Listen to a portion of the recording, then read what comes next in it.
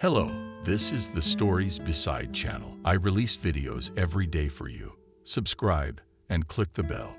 How good it is to be in a cozy wooden house with a burning fireplace in the freezing winter. When the light in the room is extinguished, the fire, impatiently bouncing on the birch logs, seems like a lighthouse fire, pointing the way to the ships of the stormy sea. When you put a few new fields under it, the stove begins to hum quite a bit, and through the closed furnace door you can hear the crackle of its unburned wood. I looked at the thermometer cheerfully opposite the wooden ones. The temperature in the chamber was steadily rising.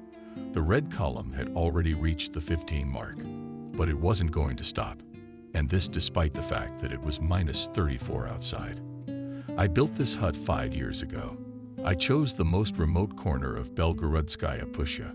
I worked all summer alone and finally built what I had dreamed of for a long time. Some women, including my wife, can't understand why I have to go to such a remote place and sit here alone. But that's what it's all about, being alone and away from people. I first offered Adriana to visit my forest hotel, but she flatly refused.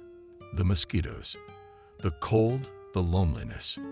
Even with me, she preferred the socializing, the girlfriends, the blah, blah, blah, blahs, and the advertising-filled nightlife of the city. I didn't try to change that and philosophically accepted the solitude. My outdoor life is not for my wife. And that was the end of it. The hut stood on the bank of a small river. It was a kind of promontory, which is washed by dark waters on 3 sides. Despite the fact that there were 3 and a bunch of frosts, the river did not freeze completely. And even now, in the midst of winter, before me came the sound of a chortle. George's more often on the stones of water. I twisted the wick of the kerosene lamp, and the house became brighter. I relaxed, catching with all my body the heat developing in the room, leaned against the wall, on which hung a blue pelt. No matter how hard Nikon tries to moss the cracks between the ravings, the house still blows through. So I had to hang a rug on the wall, or like me, a skin, right in the center of this improvised carpet on carefully drawn, so as not to spoil. Hanging on the hook was an old but working from a tabletop 16-gauge shotgun. To be honest, I'm not a hunter. I love the subculture, but I have never killed an animal for pleasure in my life. There have been times in my life when I have had to shoot an animal, but only for self-defense or for sustenance. All the horn skins, and even the wolf skull that hung on the walls in the cabin, I bought from hunters for entourage. I'm not for bones, and I'm a pacifist. And if necessary, I can shoot even a man. But satisfying my ego by killing animals is not my thing. Being an antique dealer, a lot of interesting things pass through my hands, but as a rule, I sell everything. But the stuff that involves hunting sticks to my hands. Not many people know that a lot of hunting culture items are sold at European auctions. I will not say that they are exorbitant prices, but the cost in money equivalent of some artifacts bites. Much of what is now hanging on the walls of my hut, I bought in Europe. Agree that the hunting culture there is many times higher than in our country. I once went hunting in the Berezniki district. A bunch of scowling men with automatic rifles arrived. The hunters drove several boars at them, which they shot as if from a machine gun, then booed the carcasses, discarding the hides. The final is predictable. General drunkenness, specific individuals of the female sex, and a terrible hangover. No romance, no duel with the wild beast, nothing. Killed, skinned, dismembered, got drunk, got lost and drove off. Litter the forest in the process. That's all hunting. Once at the flea market, one intelligent old man was selling an antique hunting rock from Latin, covered with greenish mortgage rock noodles, natural leather, and hanging on laces. I immediately made a stand. An antique, and more importantly, an infrequent item. The seller asked quite a manageable amount for me, and I did not haggle. Bought this hunting artifact. The rock is needed in hunting to set off the hounds of hounds or greyhounds. Its piercing melodic sound can be heard far away in the woods or field. I didn't have a dog, but I hung the horn along with my rifle on my elk skins and hide. I threw on the community tulip I had brought here back in the fall, and I went out before going to bed to breathe the frosty air. It was quiet. The silver moon brightly illuminated the tops of the snow-covered trees, trailing a silvery path to my house. I took a deep breath of the icy cold air and coughed. Frost rubbed my throat. Silence. No animal or bird made a voice. Even the cheeky codforty lurked somewhere. In the afternoon, even in the coldest weather, the forest is full of life. Saps try to pick under the frozen bark. Bugs huddle together in flocks of nettles, and finches feast on birch seeds. Flocks of crows piercingly cut circles over the pines in search of prey. Small forest birds huddle together on bare branches, trying to hide from the cold and predators in the silence. I thought I could hear the tree branches cracking from the frost. I looked at the snow-covered fir trees and realized that winter had finally arrived. Soon the first real frost would come. I admired the sleeping, gloomy forest, but for some reason, an uneasiness grew in me that could not be explained suddenly. I felt someone's unkind gaze on me. I even shuddered with apprehension. I looked around. No one was there. Was I imagining things? God forbid. A rogue bear shows up. I don't want it on my head. I'm used to trusting my senses, or should I say instinct. That animal, subconscious sense of impending danger, it's never failed me. Not in war, not in everyday life. So there's something or someone here. The bright light of the full moon seemed to play on my nerves in a shimmering silvery glow, and charcoal on the blackness. The roses that surrounded the hut seemed to faintly wave their branches like hands changing pose. When was I Morgan? Or averted his gaze from them for a moment and crept closer to the house. With some sinister intent known only to them, I began to dream that the trees around me were whispering among themselves, waiting for a signal, after which they would rush at me and do something terrible. Trying not to look scared, I went back into the house. I locked the front door with a heavy steel deadbolt. By the way, the door opened outward, and it was almost impossible to break it down. And at that moment, a chilling howl came from outside. It couldn't have belonged to any animal I knew. I'll be honest, I've seen a lot of things in my life. But now a chill ran down my spine and my hands trembled. I took the gun off the wall, put a cartridge in the chamber, and pointed it at the door. Then I took the sharply sharpened axe off the rack and leaned it against the wall beside me. Gingerly, I looked out the small window, but saw only a slice of moonlit snowy woods. My brain played a cruel trick on me, inevitably plunging me into a nightmare world. I would suddenly remember hunters missing without a trace in these parts, and it made me feel even worse. I remembered my grandfather telling me that forest roads become impassable and dangerous in such studio frosts. Only a lucky chance and prayer could save a lonely traveler from the wickedness rampant at this time of year. My hand instinctively stung. A silver talisman in the shape of a spear hung on my chest as well, keeping my fingers on the trigger. I was trying to see something in the small one, and the end of it was peering at the locked door and couldn't decide what to do next. The howling had not resumed, but someone was circling stubbornly around the hut.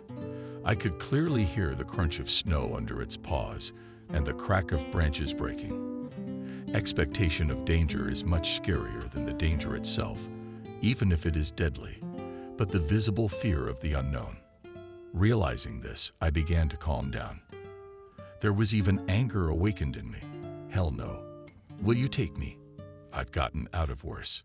You can't just take me. Suddenly, I wanted to see an unknown enemy. Without an enemy, there is no battle without a battle, no victory. And I ventured warily, listening to the sounds outside the hut. I slowly began to walk toward the door. Well, it was time to gain some certainty, even if it was deadly for me. Holding the rifle by the butt of the neck with my right hand, I pulled back the deadbolt and swung the door open with a kick of my foot. There was no one, only the dark, silent wall of woods that densely surrounded the house and the bone-chilling cold. What was it? An obsession, an unconscious primitive fear of the forest, passed on in the genes through a generation. I went around the hut, but found no one but footprints. I'm not much of a tracker, but I've never seen such big bear-like tracks. They were buried deep in the snow, so they must have belonged to a beast of great size, at least bigger than a bear. What kind of beast was it? I didn't know. No one else had been out at night. But I could smell something cautiously walking around the hut and trying to peer into the small, and the end more like a hospital. I slept badly. I lay half lying down, clutching my rifle and axe to me. Then fell into slumber, then awake. Finally, morning came. I shook my head, trying to chase away the remnants of sleep. What was it? Could I have dreamed it all? I took off my taffet, threw on my tulu, and climbed out of the hut. I looked for my skis. They were where I'd left them, under the canopy, close to the wall. The frost had subsided by morning, but it still clung to my nose and bit my cheeks. The dazzling white winter sun shone in the sky. We had to get out of here and go home. But to do that, I had to walk about 10 kilometers to an abandoned trophy factory. There I left the car. There was no way to drive it to the hut. I went back to the house, filled the stove almost to the point of burning, and began to pack. I hid the rifle in a hiding place from daredevils. Who knows who visits my dwelling without me? I took with me a small, razor-sharp tourist hatchet, which I bought in sporting goods back in Soviet times. I closed the door, put on my skis, and set off. According to my calculations, I should reach that factory in 2 hours. We fastened skis on the frosty snow. We trampled deep tracks. I was rhythmically shuffling my feet, helping myself with poles. The terrain was mostly flat, although a few times I had to roll between small fir trees on low slides. At that moment, my brain woke up again and screamed for all it was worth, a sense of danger. Out of the corner of my eye, I caught a movement. An indistinct shadow flashed among the tree trunks. Ahead of me, the forest was closing in on my road, a very convenient place for an attack. Some beast was cheering me silently through the scrap storms. I was almost running. The parade of my breath must have been bigger than steam engine smoke. There was no more strength left. At last I climbed a high hill. At its bottom, at its very foot, protruded out of the snow, the half-ruined buildings of a trophy factory abandoned before the war. I thought I could even see my car on the highway to the small railroad car depot. I was frantically thinking of what to do. Ahead was a gentle slope pulling the highway all the way to the factory. Here and there, the tops of small fir trees and koryak trees were sticking out of the snow. There was no way out. I pushed off with my poles from behind, slid down the slope, fixed my skis on the snowy virgin land, and tree trunks flashed around me. In my head pulse was only one thought, only not to fall. Out of the corner of my eye, I saw how something huge, parachute black with red undercoat, huge jumps, carried Steenie course, turning from snags and sticking out of the snow to her. The plant was rapidly approaching. By inertia, I literally flew into the open rusty gate and braked a few meters away from the car, shaking my skis off my feet. I pressed the central lock button on the remote, yanked the handle. The front doors. The door was like glued, frozen shut. I yanked several times, almost ripping the handle out. No effect. The door wouldn't open. Behind me, I heard the stinking breath of the creature. I pulled out my axe and pressed my back against the car. A few meters away from me stood a huge, scary beast, black in underground hair, a muzzle, something reminiscent of a gorilla, sharp fangs, huge paws with sharp claws sticking out of its mouth. The beast stood on its hind legs and looked at me curiously. I saw no aggression in its appearance, only interest. I pulled the handle again. The door creaked open a couple seconds later, and I was already inserting the key into the ignition. The engine started at once and charged smoothly, despite the frost. The beast, standing motionless, only tilted your head to the side.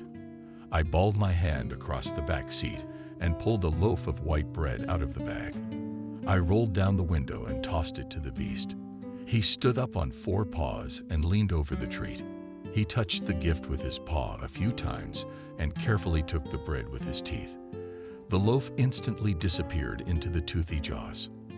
The beast sneezed quite dog-like, turned, and leisurely sank towards the forest. I arrived in the city at night. All the way I was shaking with excitement. It was only when the lights of the suburbs flashed that I was a little relieved. It is now I, remembering the events of those days, so chipper, but then almost went crazy with fear. Driving up the driveway, I did not drive the car to the front entrance, but put it not far from the gate. I had a large lot, so there was plenty of room. I picked up my bag and walked to one entrance, opened the door with my key and entered the hall. Complete silence. I turned on the lights and realized there was no one on the first floor. Strange. What did I want to see? It's almost 2 o'clock. My wife's long asleep. For a while, I stood and admired how the light played on the various films hanging on the walls, real Oriental carpets and cold weapons, all that could be brought from my business trip's antique steel. As if lurking in a long barrier of carpets, hiding my deadly power for the time being, I put down my bag and went to the kitchen, poured myself a whiskey, and drank it almost in a volley. Suddenly I heard a noise. It sounded like someone even shrieked. Anxiety instantly entered my brain. I listened. It was coming from the second floor. I took the broad-bladed sword off the wall and started to climb up the stairs, trying not to knock my boots on the steps. There was the bedroom. I carefully pulled the doors open. Not a bright light burned, but I managed to make out 2 naked bodies entwined in loving ecstasy on our marital bed. My Adriana saddled and unfamiliar Poroshenko Kersey Woolly, male and head tilted up, and hoarse from the swell of passion, in a voice almost shouted before me clearly came the voice of my lover rhythmically on his forehead, reading my wife. I am better than your loser. The male continued. Yes, you are the best. I love you. I realized it was time to intervene. I coughed in 2. Finally, I was seeing my lover, uncovered, climbed out from under my wife, and stared at me absent-mindedly. Who is it? He turned to Adriana. There was disappointment mixed with curiosity in his question. It's my husband. The wife took a risk and pulled the sheet up to her chin, and the husband almost cheerfully said the male, "Go for a walk. We're not done yet." He scratched his hairy chest and went at me, clearly intending to throw me out of the room. His insolence made my eyes darken, but I quickly pulled myself together. The thought flashed through my mind that he was an immortal. For some reason, it made me laugh. I threw forward my hand with a sword. The blade, with a whistle, cut the air on the face of the male. A bloody streak appeared. No, I struck flat. I'm not a killer. The hairy lover roared, threw himself at me. I saw it coming, and dodging his straight punch aimed at my face, I struck his hand holding the sword in the jaw. The male roared with teeth, and face down fell to the floor. "Did you kill him?" shrieked Adriana. "It's Thomas. His boys will bury you." I didn't say anything. Dialing the police number on my cell phone. "Hello, what's your emergency?" I got an answer almost immediately. A stranger broke into my house. "Help. He's probably trying to kill me." I yelled into the phone, faking hysterics. Then I removed a weighty steel fireplace poker from its stand and gently placed it in his hand, lying knocked out by the striped guest. Adriana looked at me in silence. The hysteria seemed to end when the lovers' heads were loaded into the car. The familiar captain took me aside. "Is that what you mean?" "That's Thomas. He runs the market. A lawyer's coming tomorrow, and he'll probably be released. He's a vindictive bastard. Could be trouble." "Thank you, Sergeyevich. I understand everything. Forewarned is forearmed." I shook the captain's hand. When I returned to the bedroom, Adriana was lying motionless, covered with a sheet. I was silent. My senses were gone.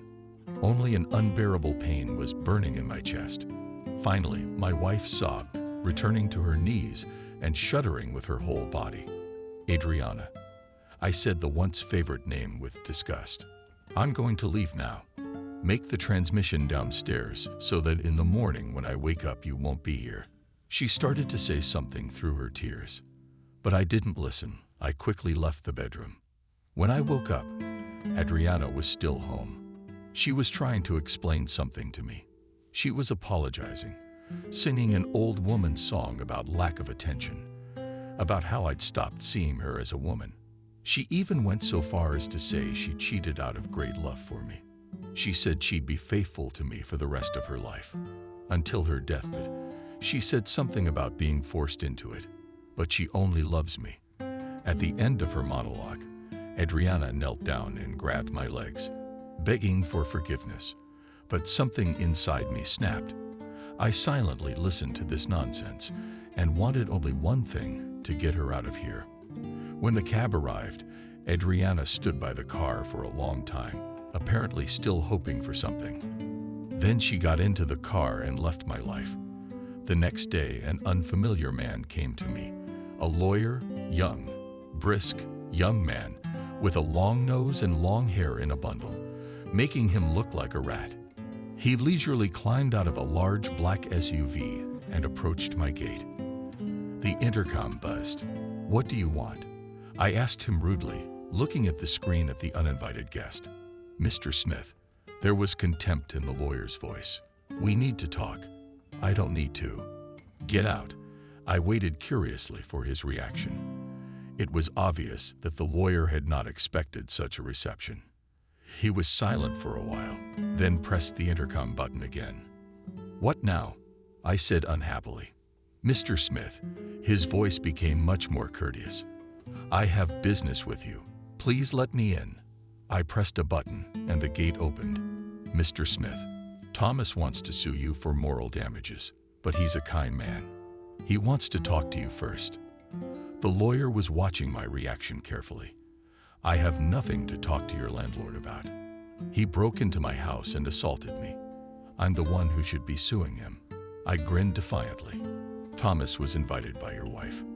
He was her guest. After all, it's her house too." The lawyer wouldn't give up. "I own the house. My wife's not even registered here, so it's trespassing." I looked the guy right in the eye. "I should have just shot your Thomas." "Thomas doesn't see it that way. He's a stubborn lawyer. He wants to meet with you to discuss compensation for his injuries. Tell your master I have nothing to discuss with him. Now get out." I resolutely got up from the chair. The lawyer left silently. But I knew this was just the beginning. My cell phone was ringing. It was a familiar number. "I'm listening." I answered quickly. "I have an order. Are you home now?" The speaker immediately took the bull by the horns. "Yes, come over."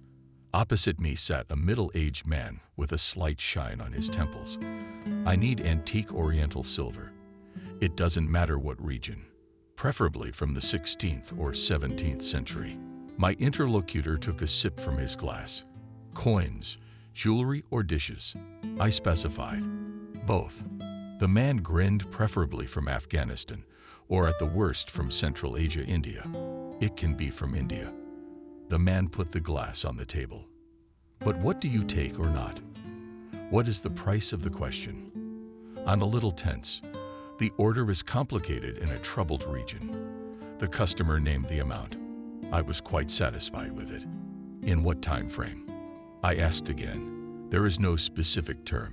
As it is done, but don't take too long." "I agree. But I have unfinished business here." I poured whiskey for myself and my guest. "I need help." In a calm voice, asked the guest.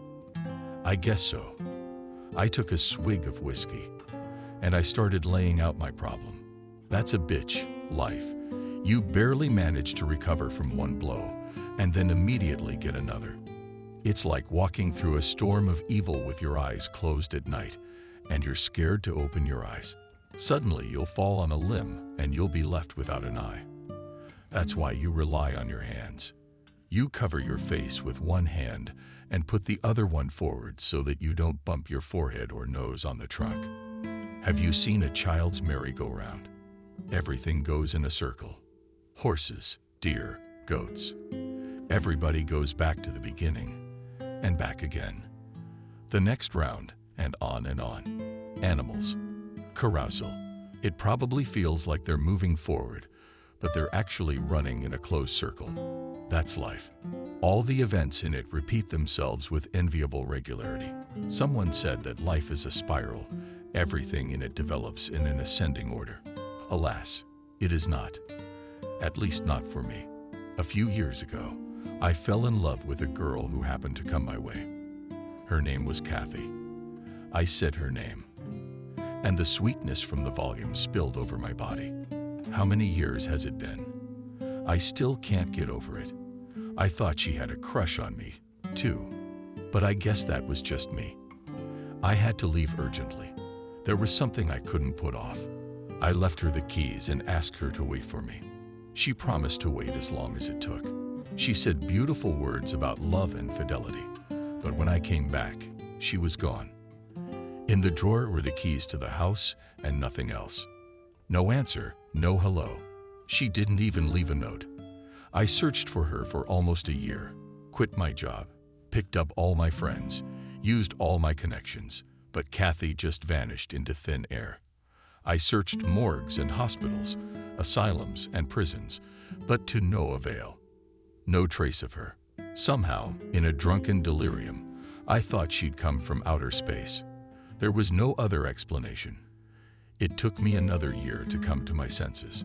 I never thought it was possible to fall in love with a woman who wasn't remarkable. She didn't have model looks or any outstanding charisma. She was just a girl of many kinds. But it so happened that without her I had no life.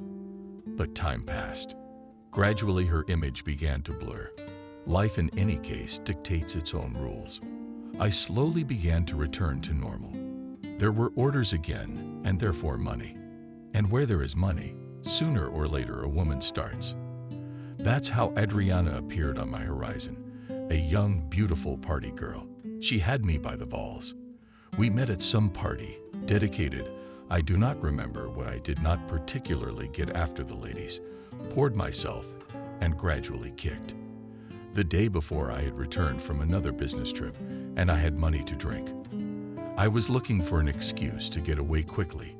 It was unbearable to be among the party, office plankton and major of these girls with fake breasts and one twist in the head.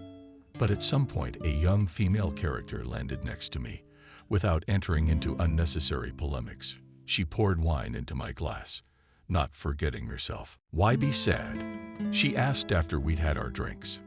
I shrugged. I didn't feel like talking. So handsome and all alone. The girl wouldn't stop. "My name is Adriana, and you're the one who's been brought here." That's the first thing I thought of. I had absolutely no desire to spread my tail and start the mating dance. But the maiden did not miss the initiative. Seeing that her efforts in them me ineffective, she withdrew to the second line of defense and went on the counterattack. Stupid party. She started from afar, pouring me more wine. It's strange to feel alone in a crowd. "What's stopping you from leaving here?" I muttered languidly. "Call a cab and go." My cell phone was dead. Adriana looked hopefully into my eyes. "If you want, I can help you." Those were fateful words. Only I realized it much later. Another glass of wine. And now I'm sitting in a cab next to Adriana. No, she didn't come onto me.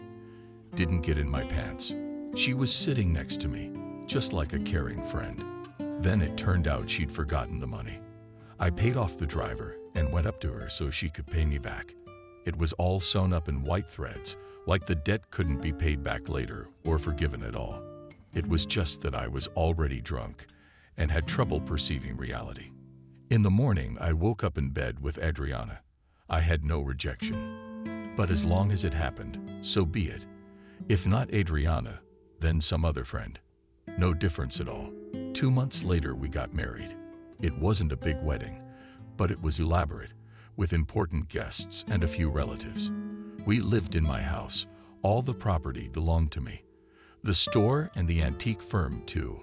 We didn't have a prenuptial agreement, but it was impossible to get anything away from me, except for the car I'd given her. But that was a drop in the bucket. We had no children.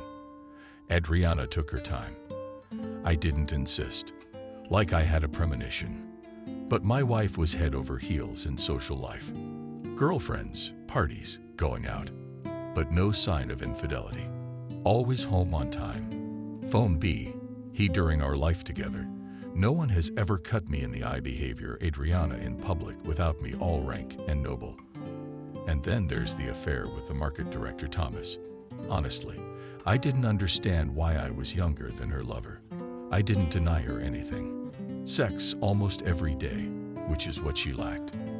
I didn't go into the moral and psychological details of married life. Women are a pain in the ass to understand. They say they don't understand themselves sometimes. But the fact of infidelity was, as they say, obvious. No doubt I was worried, but not as much as I was after Kathy disappeared. Resentment mixed with bewilderment, a slight ache in my heart and soul. No matter what anyone says, no husband is ready to calmly accept his wife's infidelity. It is not pleasant to suddenly learn that for several years lived with an empty person on whom he spent the warmth of his soul. They say that between love and hate is a very thin line. Perhaps it is so. I was more than surprised when I realized that the love I did feel was just a fading fire that quickly went out. In the days that followed, as a clown friend of mine used to say, it's not my circus and it's not my monkeys. Well, in the end, I liked the single life better.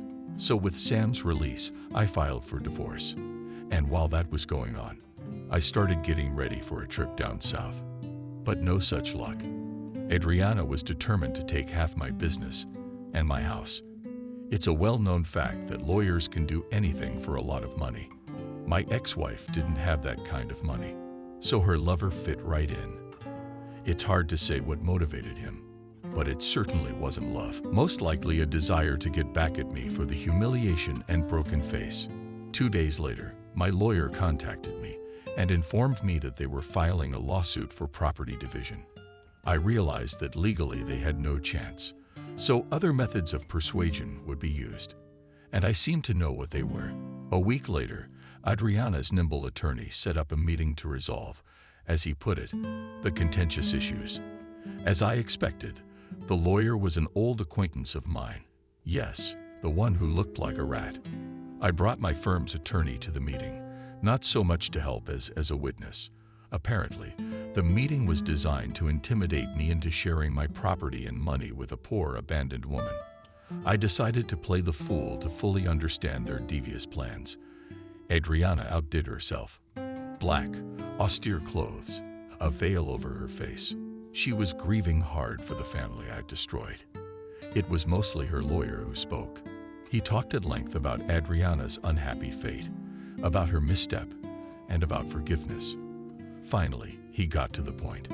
Without a second's hesitation, he offered to amicably divide my firm and other property as compensation for my wife's better years with me.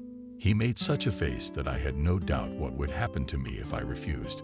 I sat silent and occasionally blinking my eyes, playing the complete idiot. Even my lawyer shook his head doubtfully and tried to object to the rat, but he immediately shut his mouth and looked at me expectantly. I stood up, shaking off my sucker mask, and said only one word, no, as I was leaving the meeting room. Out of the corner of my eye, I saw the rat dialing someone's number on his iPhone. In the evening, 2 big men and Adriana's lawyer came to see me. My security guard escorted them to my office. Of course, the presence of security in my house somewhat discouraged the lawyer. He didn't expect me to be so eager, but nevertheless, he got right down to business. For almost an hour he frightened me with all kinds of consequences of my refusal, but he didn't threaten me directly. I withstood his diarrhea of words and sent him away. From what I had heard, I realized I had to strike a preemptive strike and end this balaghanza. I looked at my wristwatch. 12:30 at night. The landlord's late. Quiet. His family's visiting from home, so we won't be disturbed. I rode in the chair. I wanted to smoke, but the smoke would give me away right away. I can't help it. I'll have to do without smoking for now. I heard a noise from the street. More V's are coming. Well, finally, the front door slammed and heavy footsteps were heard. The door opened and a carcass clad in a black coat came tumbling into the room. I saw Thomas's hand reach for the light switch. No need to turn on the light. My words sounded like the voice of an angel on Judgment Day. The fat man froze and slowly turned in my direction. "Who are you?" With difficulty, he squeezed the words out of himself. "A horse in a coat." I couldn't deny myself a joke. "Sit down. We'll talk." I pointed to the chair across from me. Thomas understood my gesture correctly and slowly lowered himself into the chair. Gradually, he began to come to his senses. For about 20 minutes, I listened to Kareem talk about what Kareem would subject me to for breaking into his house. He even tried to call security, but no one came to his shouting. Then he started talking. I will not recount the text of my monologue. It wasn't very long. The gist of it is that if he gets in my way again, I will cut him off. No, not what you think. Just his head. At those words, I turned on the floor lamp, and Thomas saw right in front of him on the coffee table, bleeding, the severed head of his dog, the head of his favorite marble dog, Hector, as fat as his owner. You should have seen the horror in the eyes of my wife's lover. He seemed to swallow his tongue in fear. The silent scene lasted about a minute. Then his cell phone rang. Thomas pulled out his cell phone with trembling hands. I quickly snatched it up and put it on speakerphone. Someone in a panic had informed Tolstoy, the market director, that the food warehouses were on fire. I looked at Thomas. I thought I was more than convincing. I could have blown up his car for the last time. But that was overkill. I got up and walked out, leaving my master to admire the head of his favorite dog. Walking down the dark corridor, I had to step several times over the bodies lying in picturesque poses, knocked out by the guards' stun guns. Two dark figures separated from the wall. "Let's go." I spoke quietly. "How's that dog sleeping on its hind legs?" The man in black smirked. "Did you really think I really killed the dog?" "Of course not. I'm an animal lover. But you have to admit, a rubberhead can be pretty impressive too." The divorce went smoothly. I was alone in court, and the whole thing took a little while. In order for a business trip to be successful, you need to prepare, surf the internet, go to the library. Not everything you need for your work can be found online. Wikipedia is nothing but a big virtual dumping ground, where everyone dumps unverified junk. But I didn't want unreliable data and information. My life was at stake, so it was impossible to make a mistake. The frosty winter evening seemed endless. Putting aside Keller's Guide to Antique Oriental Silver, I pampered myself with a Cuban cigar stuffed into the corner of an old leather sofa, a dark lampshade. The floor lamp cast a sharply defined circle of light on the floor, while the rest of the room was hidden in semi-darkness behind the wide glass door leading to the front porch. The frost was crackling, and the fluffy snow in the flower beds shimmered silver, sweat still and full of moonlight. The loneliness did not depress me. I always found something to do, especially when I was preparing to dive into another expedition. And if truth be told, I didn't want to socialize. I was a stranger to my neighbors. I'd disappear for long periods of time, and then reappear. They didn't seem to realize it. I was working, and that was good. Less they know, more they sleep. I smelled smoke, put the chicken cigar in an antique Latin ashtray.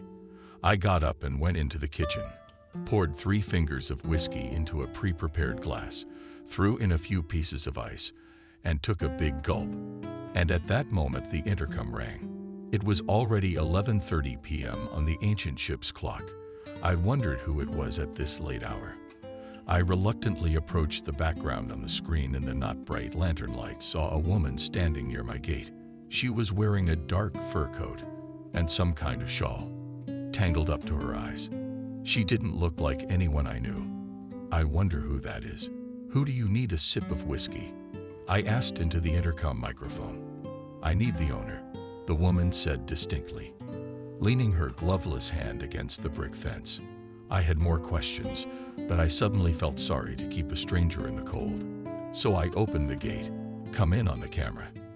I saw the woman, staggering, walked to the native porch. "Is she drunk?" The first thing I thought, the woman with difficulty climbed the steps and was already standing in front of the front door. "Hello, I can come in," quietly mumbled the unexpected guest. "Come into the hall." I let her in and closed the door behind her. "No, I don't think she's drunk." The woman hesitantly walked into the brightly lit hallway and stopped, looking at me confused. I even shuddered inwardly. Large blue eyes looked at me, curious and slightly wary. "Take off your coat and give me your handkerchief." The stranger took off the slightly snowy artificial fur coat, remaining in an incomprehensible color woolen dress, which lightened her well-composed small figure, unwrapped on a warm-down coat, handkerchief, and with her eyes began to look for hangers. I, finally coming to my senses, politely took the clothes from her hands to the guest and hung them carefully on the hangers. She dragged the boots off her feet and looked at me questioningly. I was speechless for a moment. Standing in front of me was a charming young girl. Who was she? Where did she come from? Why had she come? These questions swirled around in my head, but I could find no answer. I didn't know many girls in this city, especially such charming ones. I stood silently for a while, trying not to look the stranger in the face. The pause was clearly dragging on. "Come in. I'll give you some hot tea." A gallant and hospitable host began to awaken in me. "Sit down on the sofa." The girl went further into the hall. Looking around curiously, she stopped near the carpet with weapons, silently looking at the deadly steel and Orza for a while. Then she looked at me, smiled, and finally took a seat on the couch tentatively in her dress. Leaving my guest in the hall, I made my way to the kitchen, collected the kettle, removed the boiling water in the stockpots, found some carcasses, and all this splendor neatly arranged on the coffee table. The girl carefully took the cup, took a polite sip, and looked at me. "So, what can I do for you?" I asked politely. "Are you Smith, Yuri Pavlovich?" asked the stranger, carefully putting the cup with hot tea on a plate. "That's right. With whom do I have the honor?" I said in a social tone. I felt like I'd even let my tail wag in front of the stranger. "My name is Betty." I shrugged. "I have very important business with you." She raised her blue eyes to me. "Do you remember Kathy?" I choked with surprise. Kathy. My heart pounded traitorously so the girl wouldn't see my excitement. I got up and walked to the window. Man changes with time, but love doesn't die. It can lurk somewhere inside and wait for its time to make your heart beat faster again. But I've really changed. New thoughts, views, passions, sadness, and joy. Sometimes I feel sorry for the old me, but I can't go back. And there's no reason to. I lit a cigarette and opened the window. Outside the window still rained frost and glitter. The fluffy snow shimmered silver under the moonlight, and the hall was warm. The fireplace was burning in the corner. Occasionally there was a crackle and a fierce spark, but for some reason, a chill ran down my spine. "Excuse me, how old are you?" I asked the guest. A tactless question. "Does it matter?" Betty shrugged. "You didn't answer my question." She looked me carefully in the eye. I held her gaze. "Yes, I remember Kathy. She lived here for a while. And then she disappeared without leaving a note." I leaned back in my chair. Memories of Kathy hurt me. I'd been looking for her, but to no avail. That was it, really. I wasn't going to open my heart to a stranger, even one as charming as Betty. The girl was silent for a while, as if deciding whether or not to speak further. "You couldn't find her." It was evident that Betty was struggling to say the words. "Until I met you." Kathy was friends with a guy named Michael. They were getting married. They'd already bought the rings. But then she met you. Kathy lost her head.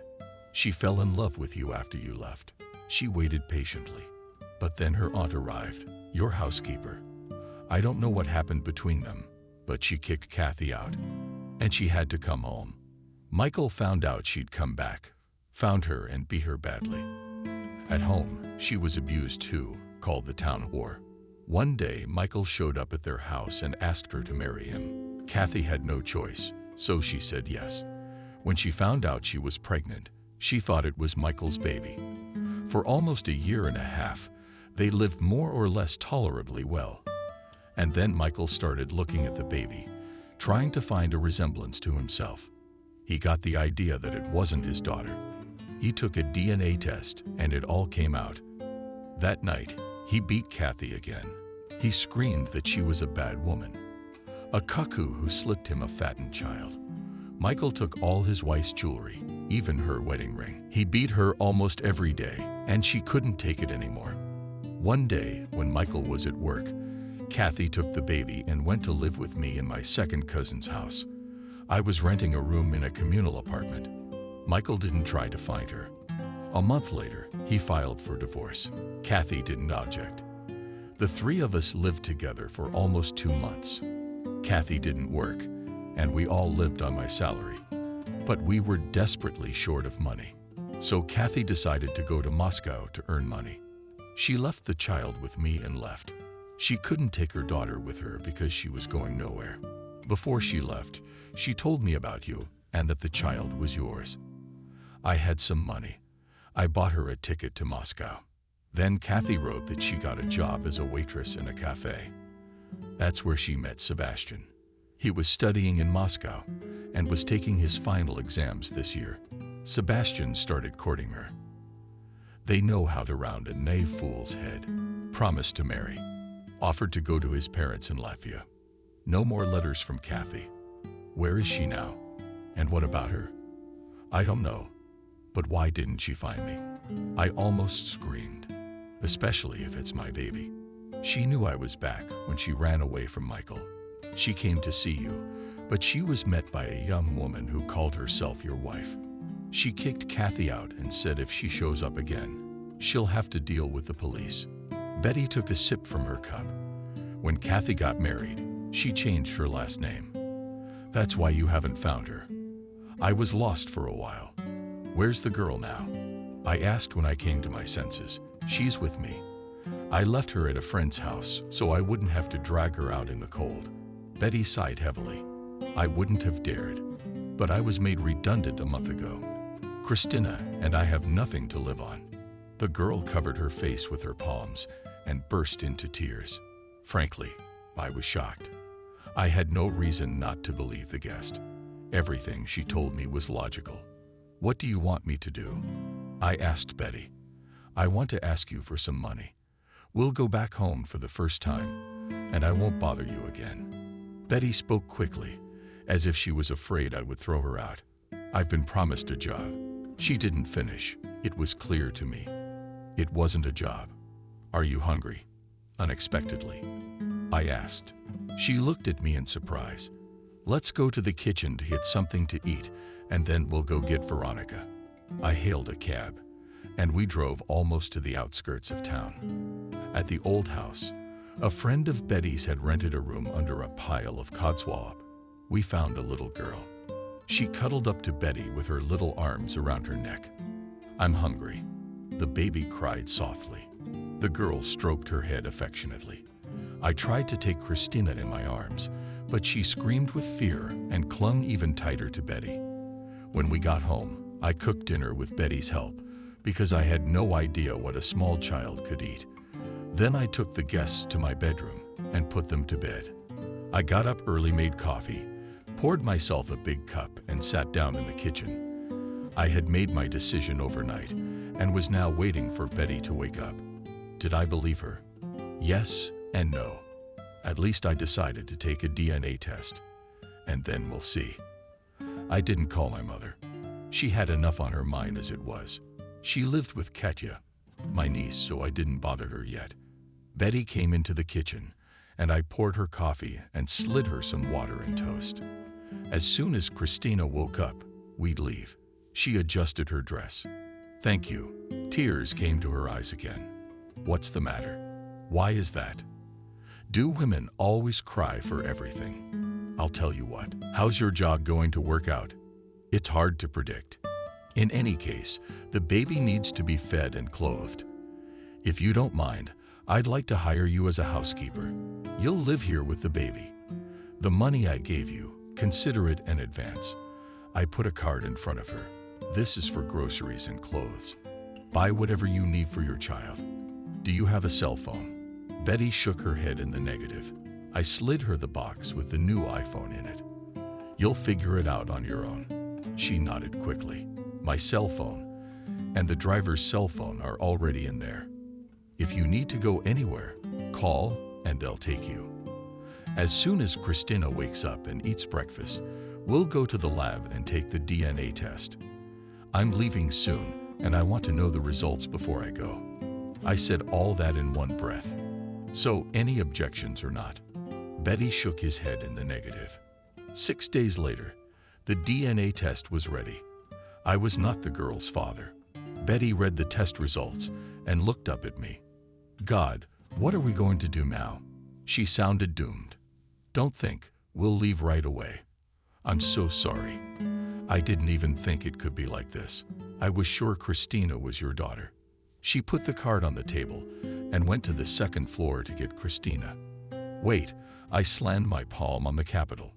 What exactly has changed? I need a housekeeper anyway, especially since I'm going away, maybe for a long time. By the way, Lena's coming today. She'll be with you while I'm away. The baby will be enough for you, Betty. The girl looked at me in surprise. So I can stay, she said. Of course you can. You work for me. Everything stays the way it was. I grinned. Yes, everything repeats itself. A few years ago, I also said goodbye to the girl I loved and asked her to wait for me. The circle had closed. I was about to get into a cab when Betty asked to come with me to the airport. I didn't mind.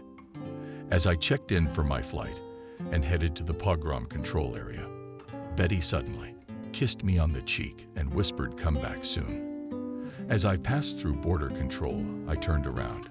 2 girls, big and small, were waving at me. I could see tears on Betty's face. After a 6-hour flight, the plane landed safely at the airport of one of the Central Asian republics.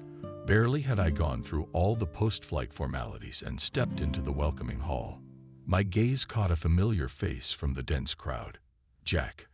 I had no doubt that he would be the one to greet me. I raised my hand, signaling that I was seeing an old friend. "Hello, brother," dressed in a long robe of camel and wool and skullcap. He gave me a hug. "Long time no see." "Hello, Jack. I was genuinely happy to see you. Almost 5 years. Let's go to my car." Jack picked up my bag, and we went to the exit from the airport. We looped through the narrow streets of the ancient southern city. Our car finally pulled into a narrow gate and stopped in the shade of the heat. A young woman, fast server, taken, gave Orhan. Seeing us, covered her face and bowed. Jack said something to her in an unfamiliar language. She bowed once more and disappeared into the house. "Did you get married?" I looked at the woman and turned to my friend. Jack took off his robe and threw it carelessly next to the cushions. But I'm not an old man. I didn't go any further into that subject. We settled around a low table covered with a colored tablecloth. The young woman poured the tea in half and disappeared back into the house. Education, though.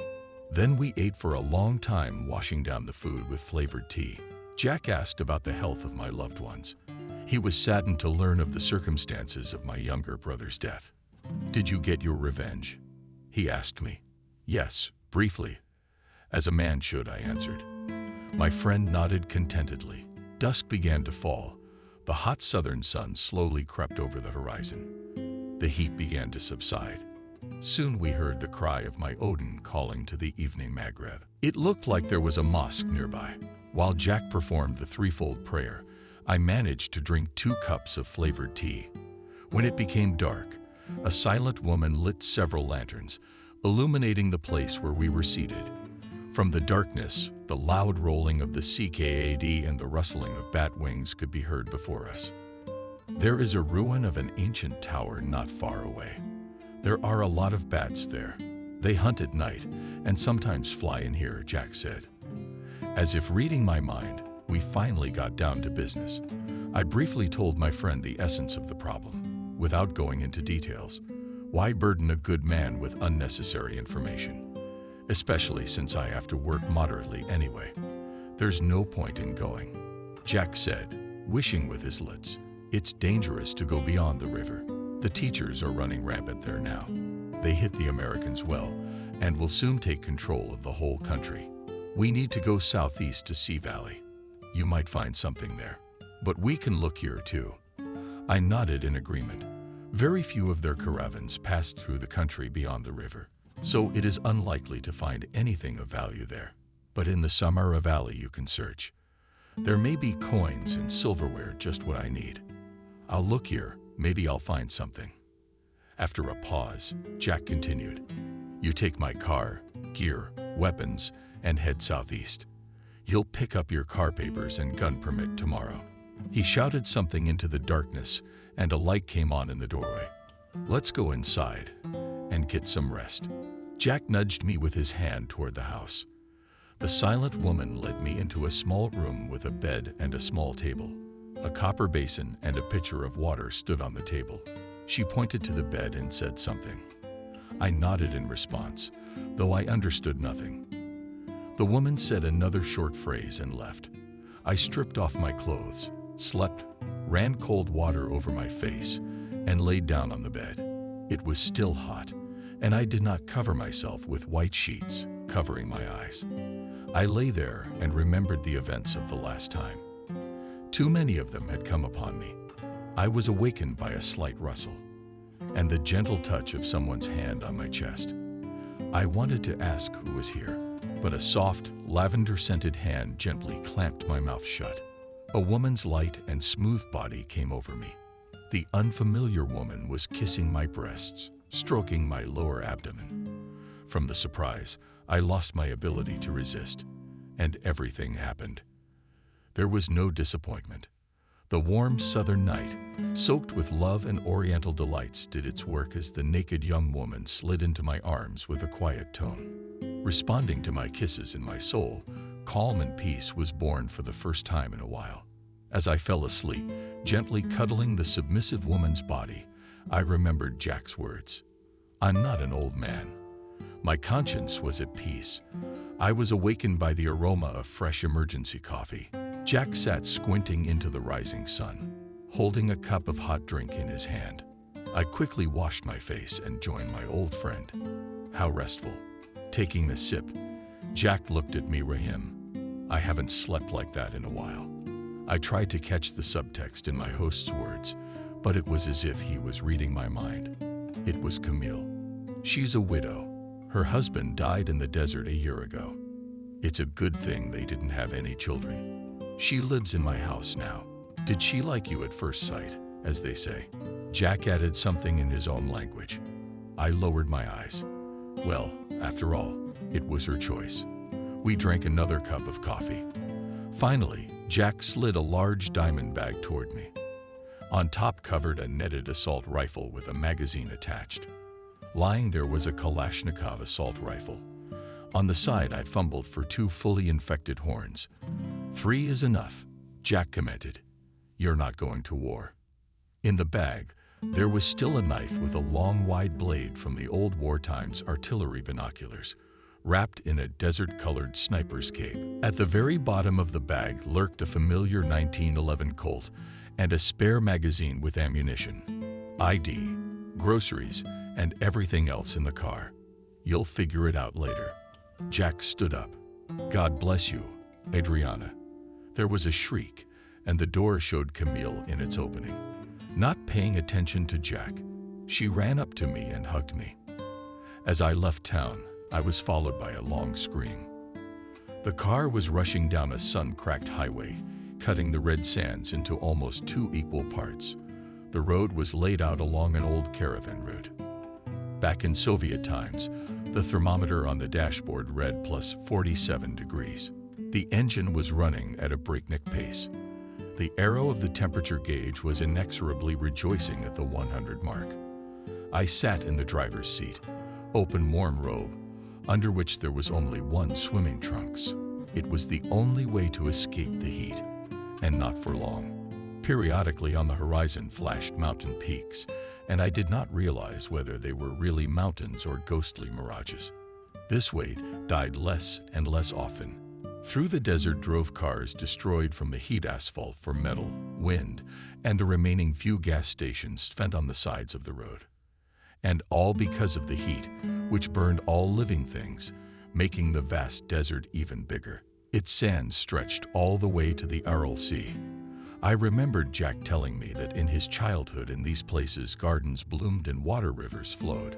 Now all this is in the past.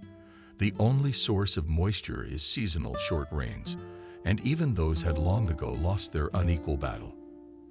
The sun was steadily rolling toward dusk, but it was still mercilessly burning the dry air. The desert wind pondered the tops of the sandy velvets, throwing hot sand on the road. The day was leaning towards evening, and I realized that I would have to spend the night in the car. The only thing I was glad about was that with the setting of the sun, the heat would subside, and I would be able to breathe a full breath.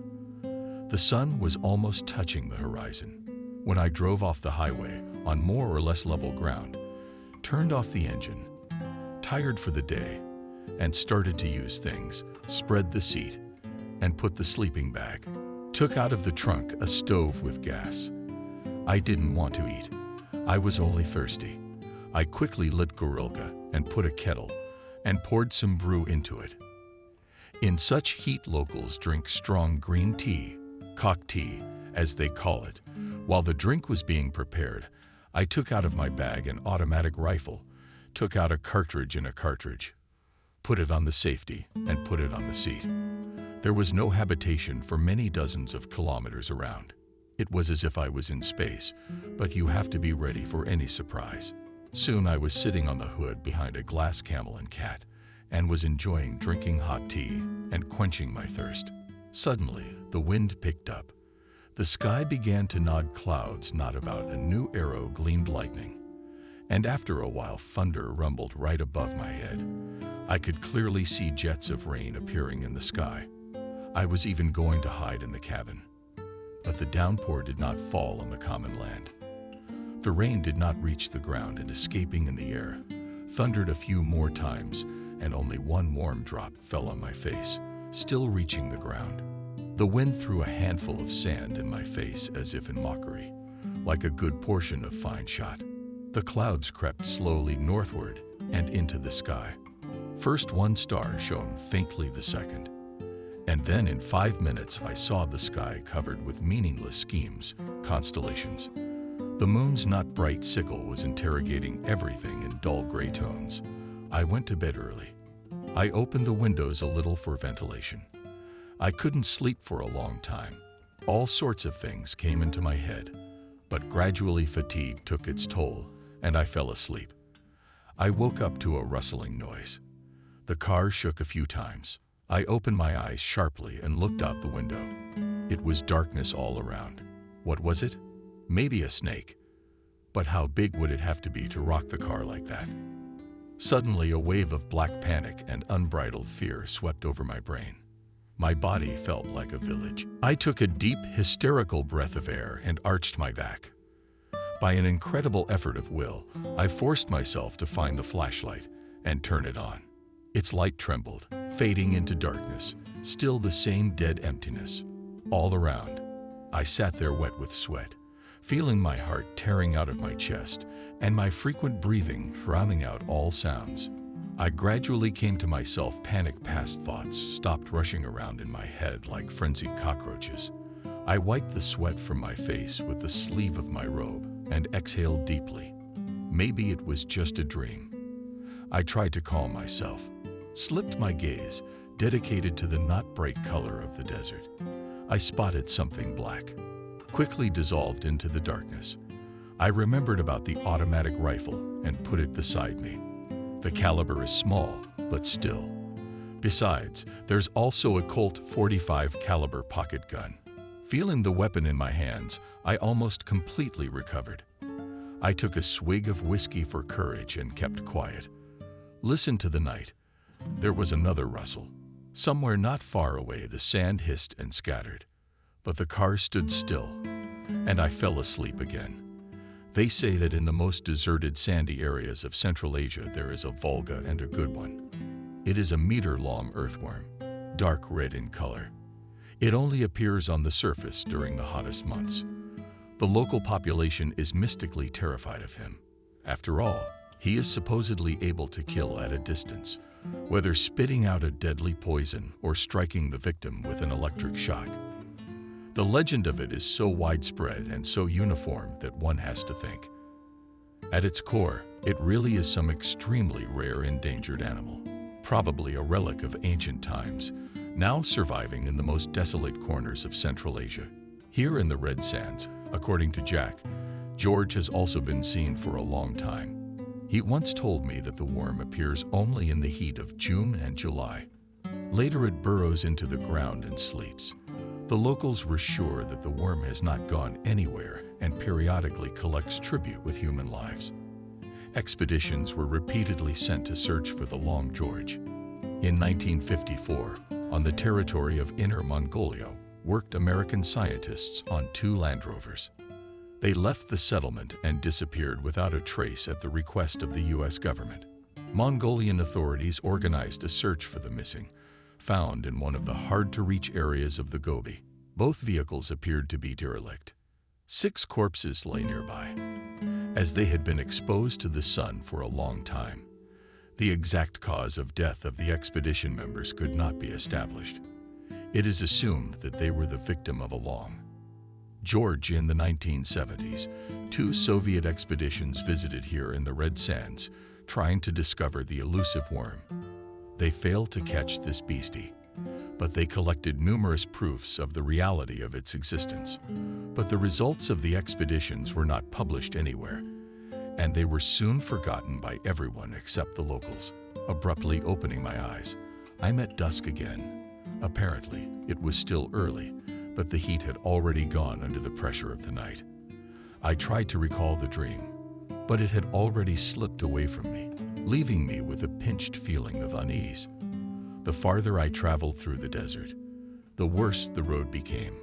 According to my calculations, I should reach the place by evening.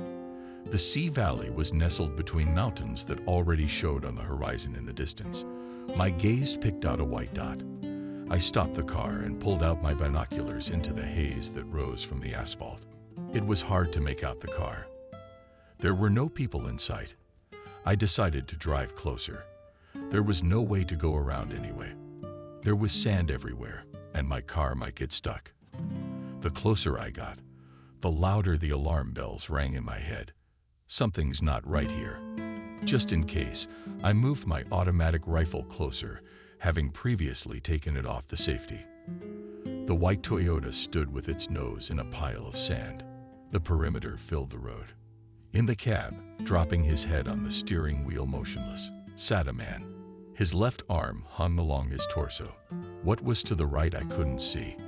A little to the left, almost in the middle of the highway, a woman in jeans and a tank top was lying on her stomach. She also showed no signs of life. It looked like she was trying to get away from someone. I just don't know why she jumped out of the car. Maybe she was fleeing from the driver. I didn't hurry to turn off the engine and get out of the car. My brain was working hard, analyzing the situation. How long have they been here? No one overtook me. So they had driven here earlier, at least for a day. In this heat, the cadaveric end comes more slowly, but you can still see that the corpses are stale, and these are like cucumbers, as if just out of the shower. Suddenly, out of the corner of my eye, I saw the driver's arm hanging loosely along the body. There was a barely perceptible tremor. Doubt scattered like shrapnel from a grenade. Ambush. I knocked out the first speed while simultaneously lowering the right window. The car lurched forward in an arc, avoiding the woman lying there. One thought drilled into my brain, just so I wouldn't get stuck in the sand. With my right hand, I raised my automatic and fired a short burst, right at the driver of the Toyota. You could see the bullets fit into his body. He jerked a few times like a rag doll on a string and fell out of the cab. It looked like he was dead. For real now. A gun fell out of his right hand onto the sand. but I couldn't see the model on the left side of the road. There was a burst of gunfire. I could hear the bullets thudding against the side of my car. I stepped on the gas, and then the thing I was so afraid of happened. The car came to a stop, bogged down in a sandy recount.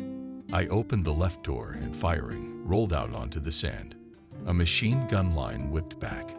As fire burned my left forearm, I felt blood oozing down my arm. But the arm worked, so it was tangential. Did I get a fix on where the shot came from? I got the machine gun in the curves of my arm. I timed it just right when the enemy would try to finish me off, cut him off with a short burst. I didn't know how much ammo I had left. There was no way to get a spare magazine. There was still a woman left. In the silence, only the crunch of sand under heavy boots was heard. I leaned against the car, took the cooking machine, and began to wait. It's like a game here. Who's faster? Finally, I saw a shadow fall from behind the car. The sun was shining in their backs over the sand, and a head in a baseball cap appeared. My machine gun jerked, ejecting the last shell casing, and at my feet fell the body of the woman who had been lying on the road. I sat still for a few minutes, waiting for an attack, but all was quiet. I slowly crawled into the seat and turned the ignition key. The engine started instantly. Everything was normal. I carefully backed up, then took a slight right and pulled the car to a stop after driving through the sand. The wound was bandaged first. It hurt, but had to be tolerated. The wound wasn't dangerous, but I gave myself a shot of anesthetic just in case. I didn't touch the bodies. Couple of days and they'd be gone. There's a lot of dead people around here. I looked at the Toyota, but I couldn't find anything. 3 characters, all lying in the sand, no sign of life. Picked up the gun that had fallen out of the driver's hand, a Barrett 96 nice car. I stuffed the trophy with a full magazine behind my belly belt and walked to my car. Soon a bleak desert landscape stretched on both sides of the road. After 60 kilometers, some buildings appeared ahead. As I got closer, I realized that it was an old caravan shed, miraculously preserved. I drove leisurely under the archway and found myself in the courtyard, where in the center there was once a small fountain with water. I got out of the car and walked under the shade. One of the arches, there were no people in sight. If they were hiding from the burning of the driving sun inside. But the yard was well maintained, and in places the wall where it needed it, or had chipped away, someone had reapplied fresh clay, and that had dried quickly under the pressure of the fierce light. I looked around the buildings, but there were no people. Maybe no one lives here all the time. Maybe they come here once in a while. The question is, why? As an inn, these buildings themselves, and lived in one of the rooms. I found a few antique jugs, mostly Latin, but there were a couple of silver ones. I threw them in the car. We had to drive to get into the valley by daylight. Finally, the road bumped into the mountains. It meandered between the rocks until it popped out to George's more often than not a mountain stream. It was getting cooler. Instead of sheep, trees appeared along the road. I realized I had reached my goal. An hour later, I entered a small village. But there was electricity and, most importantly, a bazaar. That's where I was going tomorrow morning. I stayed in a small hotel with the proud name of hotel. The room had a shower and a toilet. What more could a companion ask for? I ate some leftover rations and went to bed. The road had washed me clean. The trip turned out to be more than successful. In addition to the order itself, I had purchased something for myself. A day later, I filled 2 more cans of gasoline in the car and headed back. I had to spend the night on the road again, but everything was calm. By the end of the second day, I was pulling into Jack's yard.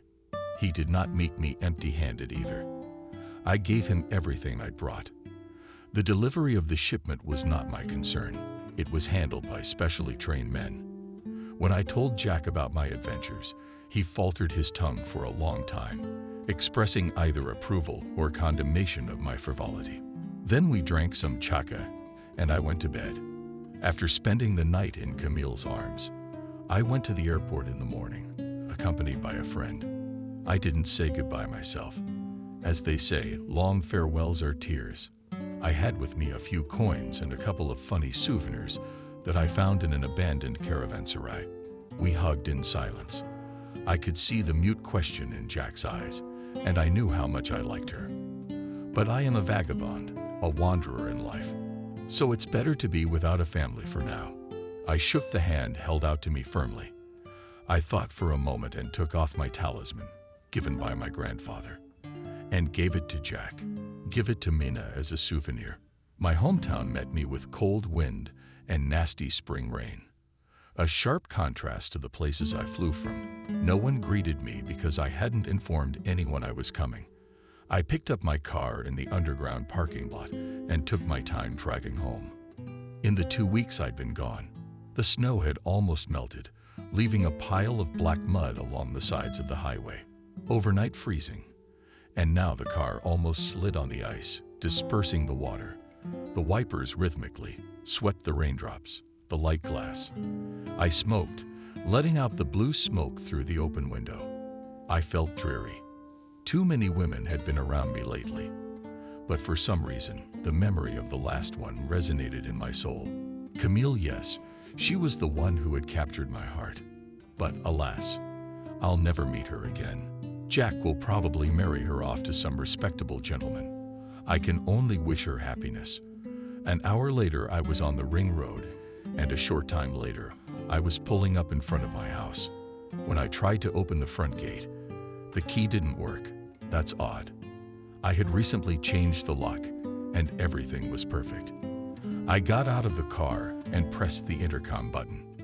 I was tired on the road, and now I wanted to drink whiskey and sleep. "What do you want?"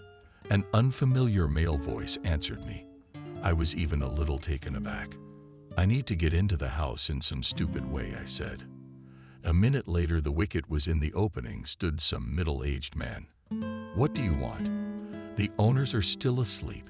Get out of here." He tried to slam the wicket in my face, but my brain went into automatic mode, and I came to my senses when the guard flew aside, hitting his head on the brick fence. Yeah, you can't beat skill.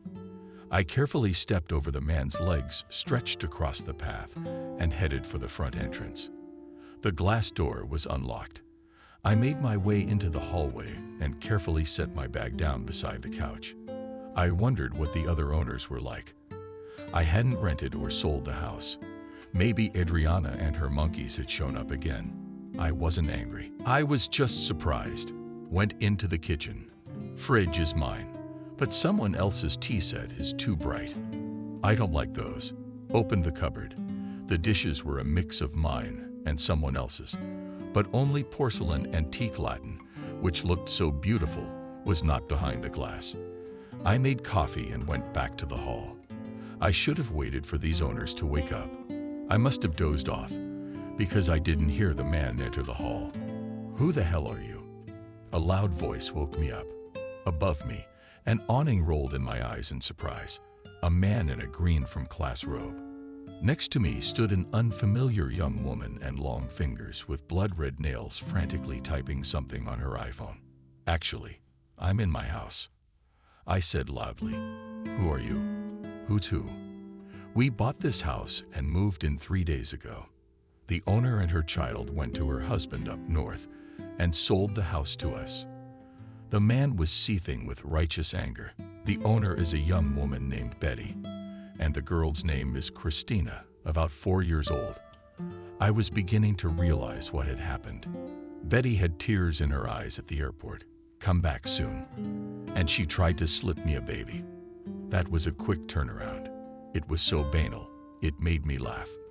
They say you shouldn't let strangers into your home. I imagine she got lost getting ready with the money. I, without getting into an argument, went into the study, pushed aside the painting hanging on the wall, opened the door of the secret safe, and took out the documents for the house. "Here, read. The house has one owner, and I'm not married. I'll give you 1 hour to get out of here. I'm getting tired of this, and put the dishes back where they belong. We bought this house. We're not going anywhere. You get out. If you have a problem with it, sue me. The guy was practically yelling, "Girl, call the police." Well, God knows, I did the best I could. I stood up and grabbed the man's nose with my right hand, didn't give him a second thought, threw him out the unlocked door into the street while splashing in the rain. Trying to get up, I walked over to my wife, shooed her away. Without ceremony, the woman nimbly jumped outside. She jumped up to her husband and tried to help him up. I didn't feel sorry for them. From the looks of it, the guys aren't poor somehow stomping around. While we were stomping around the house, a police car pulled up. Really, they got a pimply sergeant on me. The pimply sergeant even punched me in the stomach a couple times. Consolidating their success, the policemen cheerfully dragged me to the car, shouting something joyfully into the radio station. At the station, I showed my house papers to some important official in civilian clothes. He read the papers for a long time, moving his lips funny, then sighed. "This is a matter for the court to decide. You had no right to throw the present owners out of the house and to engage in violence." I didn't comment on his words and asked to make the phone call I was legally obliged to make. I quickly dialed the number on the other end of the wire, listened attentively, and was disconnected about half an hour later. The door to the office opened with a bang, hitting the wall. The boss sitting across from me jumped in surprise. The body of a man in a Kremlin suit floated into the office. He looked around the room and said, "Joseph." "Joe, I'm Mr. Smith's attorney." The man wagged his chin in my direction. "On what grounds is my client detained?" He tried to forcibly remove him. The warden started babbling, but the lawyer wouldn't let him finish. "My client is the legal owner of the house. It's documented." The lawyer's voice completely filled the office. "Mr. Smith does not have to prove what is already obvious. You are required to release my client immediately." But he beat the victim.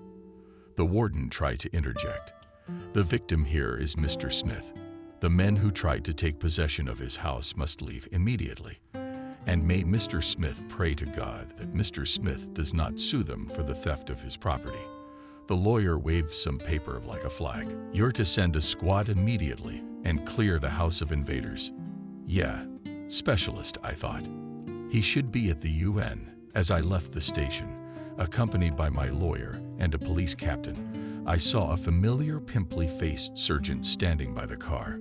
"Just a minute, gentlemen, a little matter." I walked up to the sergeant and knocked him out with a straight punch to the jaw. As he fell, his head hit the side of the police car. His cap rolled off to the side. When I turned around, rubbing my bruised long arm, the lawyer and the captain were looking the other way.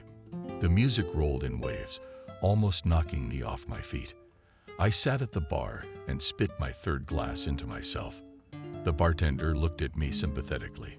His eyes felt like they were screaming. I also nodded. Suddenly, the mirrored shelves reflected to the point of pain. A familiar face. I even sobered up. "Kathy, was it?" I turned around quickly. A lanky, foreign-looking man was standing next to her, hugging her by the waist. To be honest, I was a little confused. Kathy hadn't seen me, and I decided not to rush to her at once. Something told me I should wait. I turned to Bardeen. He nodded understandingly.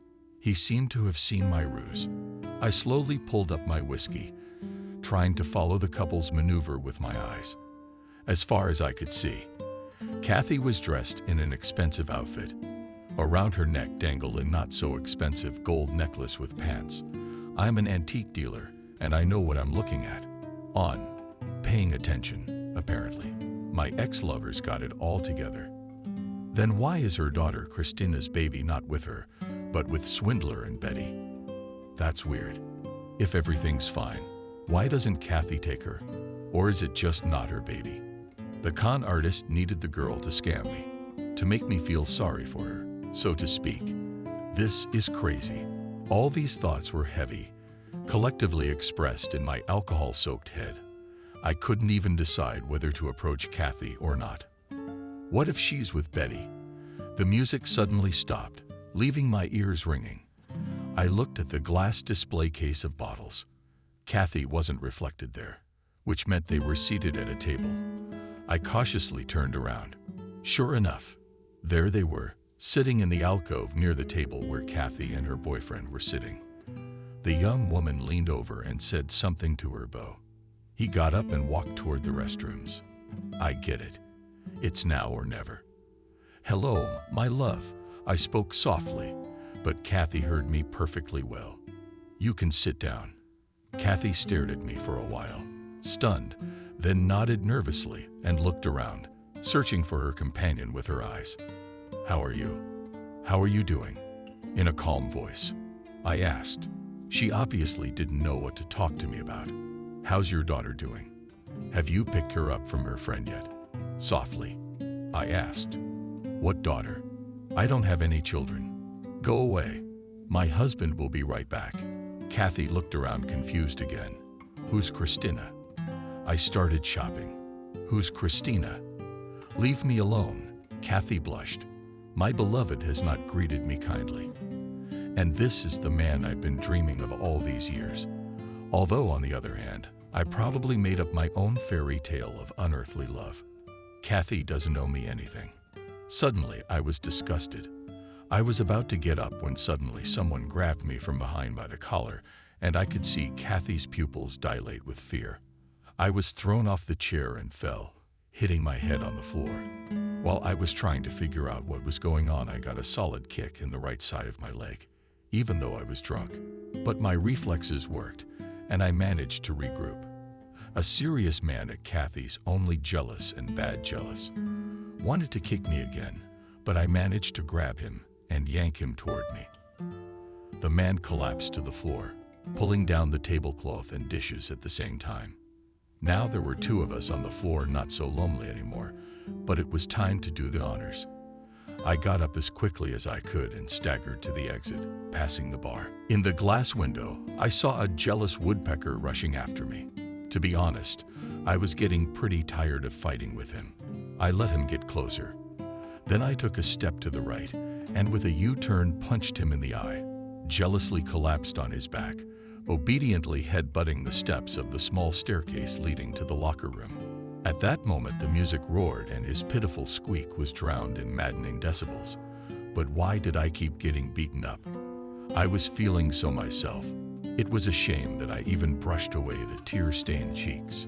I stood in the bathroom and looked at myself sympathetically in the mirror. No one to even feel sorry for me. On the cab ride home, I sobered up a little. And that's not good.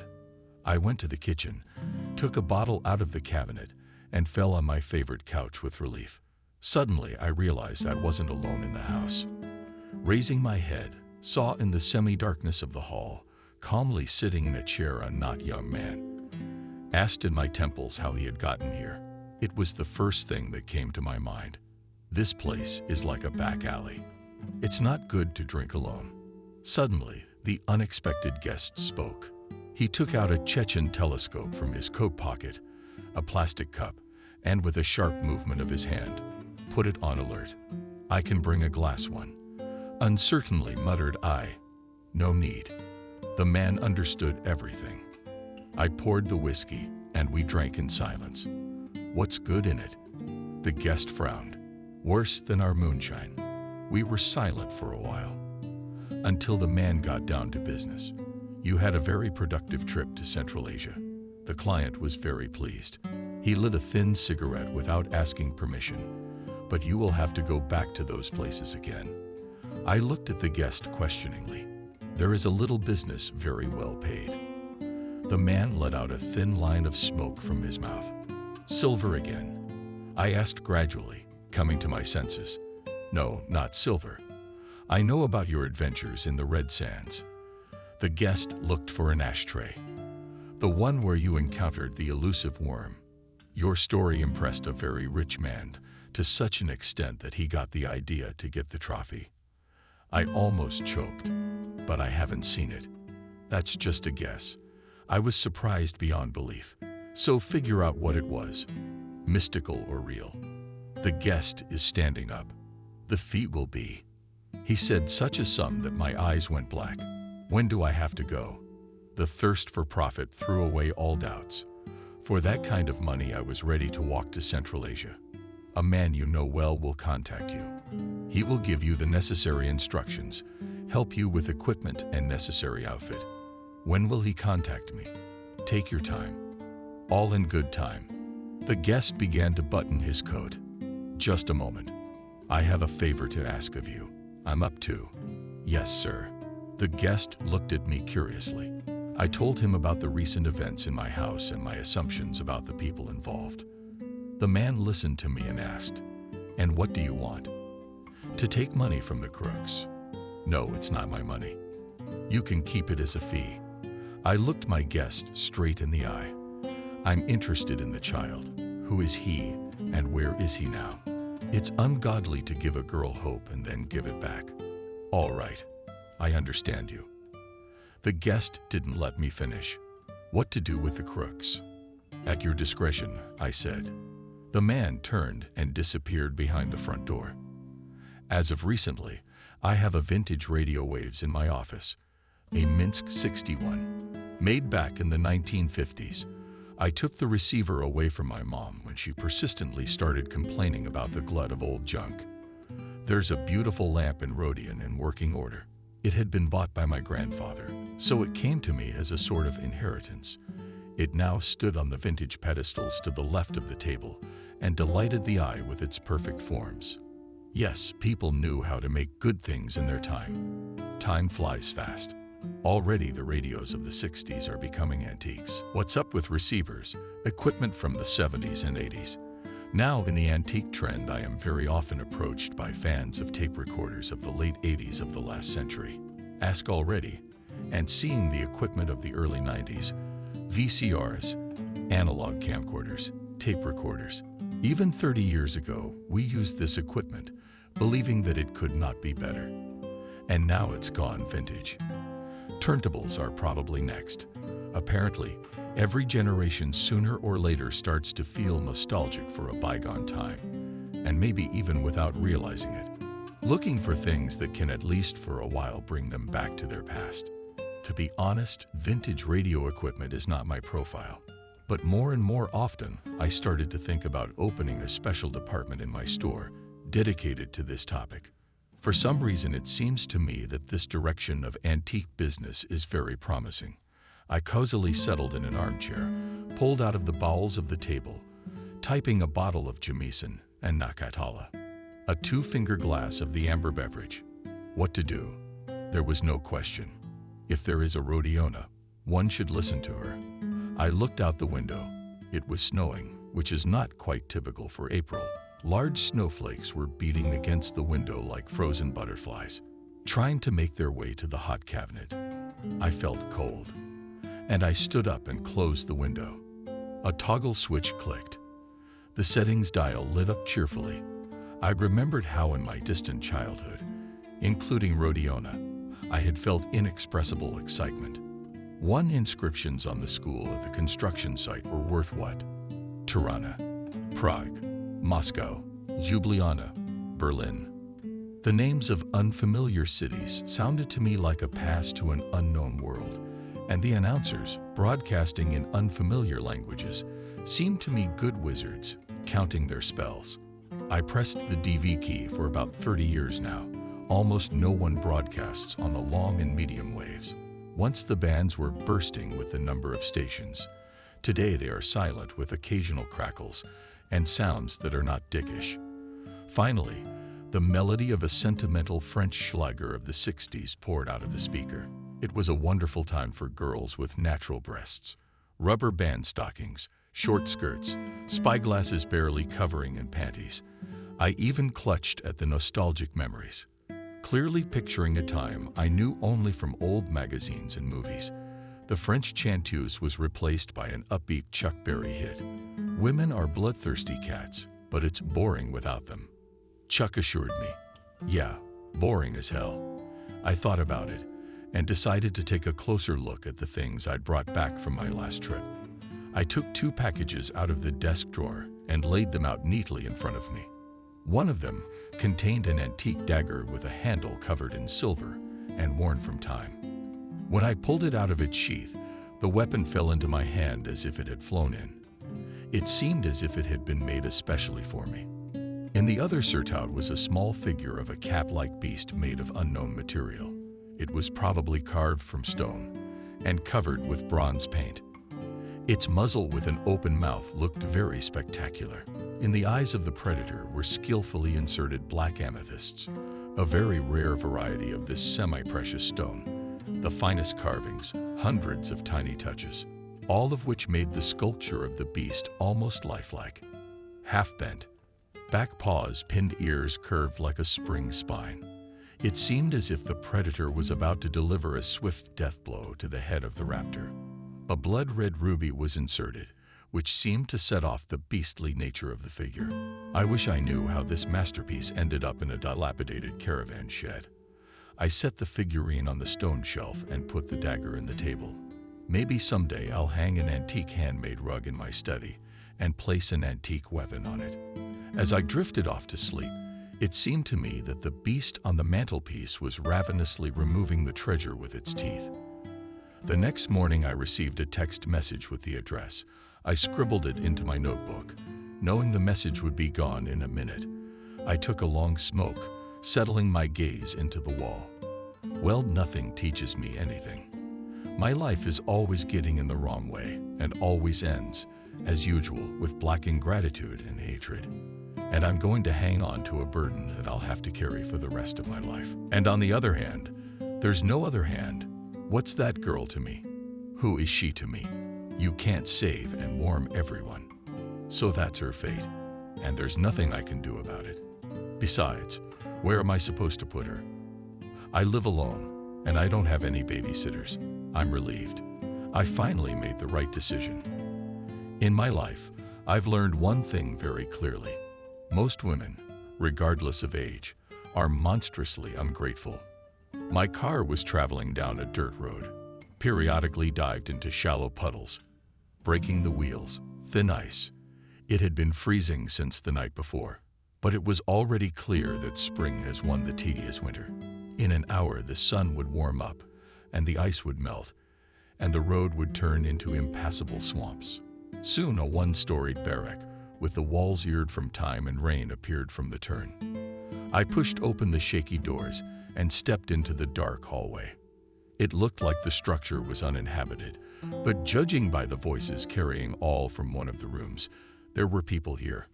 I approached the lantern door, leading into one of the rooms, and without removing my gloves, I turned the knob. The odor of rot and cigarette smoke hit my nostrils. Across from the entrance, a table was piled with smoke, leftovers, and empty bottles. Dropped his head on his folded hands, sat half-undressed woman, two men homeless. They were arguing loudly about something. When I opened the door, all these picturesque characters stared at me in amazement. Even the woman with difficulty, but raised her head. "What do you want?" Coughing, one of the men in a dirty dress dressed on a naked body. "Where is the girl?" Trying not to breathe the unbearable stench, I asked loudly, "Was Christina here yesterday?" The uncle seemed to have a bad hangover. He pushed the woman. "Hey, what's up? Where's the girl? What do you need her for?" Missed the woman, looking at me, swollen with lice from drunken eyes. I ignored her question. On the iron bed against the opposite wall, did someone stir? One of the men nodded at the pile of filthy crap. Here she crawled out from under the rags. She didn't even have the strength to cry. Probably those bastards hadn't fed her lately. I gently lifted the girl up, and she, like a kitten, trustingly nuzzled her nose into my coat. "Leave it." The woman tried to get up, but her legs wouldn't hold her, and she fell back on the stool. "I'm taking the girl." I honestly didn't care who Christina was. "What do you mean?" "I'm taking her." The first man reacted. "We fed her, clothed her, raised her, for nothing." I threw some bills on the table. "That's enough." It was visible how all the members of the collective's eyes flashed greedily, dressing the child in a coat. I went out to the car, put the girl in the back seat. Asked, "Do you remember me?" She nodded.